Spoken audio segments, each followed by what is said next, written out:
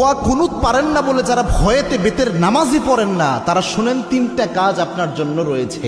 এই তিনটা কাজ করলে বেতের নামাজের পরিপূর্ণ সওয়াব আপনি পেয়ে যাবেন। সুবহানাল্লাহি ওয়া বিহামদিহি। ইসলাম যে কত সহজভাবে আপনাকে সমাধান দিয়েছে কল্পনা করতে পারবেন না। এই যে বেতের নামাজে যে দোয়া কুনুতটা আমরা পড়ি, এটা কিন্তু অনেকের মুখস্থ হয় না, যার কারণে অনেক বড় দেখে অনেকে বেতের নামাজই পড়ে না যে আমি দোয়া কুনুত পারি না, আমি কি বা পড়বো। অথবা অনেকে এমন রয়েছে বেতের নামাজে দাঁড়িয়ে দোয়া কুনুতের সময় চুপ করে থাকে, একটা শব্দ করে না, এরকম আছে অনেকে। তো এরকম কোনোটাই মাধ্যমেই আপনার কিন্তু দোয়া কুনুতের যে হক এটা আদায় হচ্ছে না। এবং বেতের নামাজ এটা কিন্তু ওয়াজিব একটি নামাজ, এই নামাজকে আপনি ইচ্ছা করে ছেড়ে দিতে পারবেন না, এবং ওয়াজিব সবসময় চাইলে আপনি তরক করতে পারবেন না। এই জন্য বেতের নামাজ গুরুত্বপূর্ণ। এবং কি আল্লাহর হাবিব সাল্লাল্লাহু আলাইহি ওয়াসাল্লাম বলতেন, ইন্নাল্লাহা বিতরুন ইউহিব্বুল বিতরা, আল্লাহ রাব্বুল আলামিন নিজে বেজরকে আল্লাহ রাব্বুল আলামিন নিজে ভালোবাসেন। সুবহানাল্লাহ। এবং আল্লাহর হাবিব সাল্লাল্লাহু আলাইহি ওয়াসাল্লাম সফর অবস্থায়ও প্রায় সময় চেষ্টা করতেন বেতের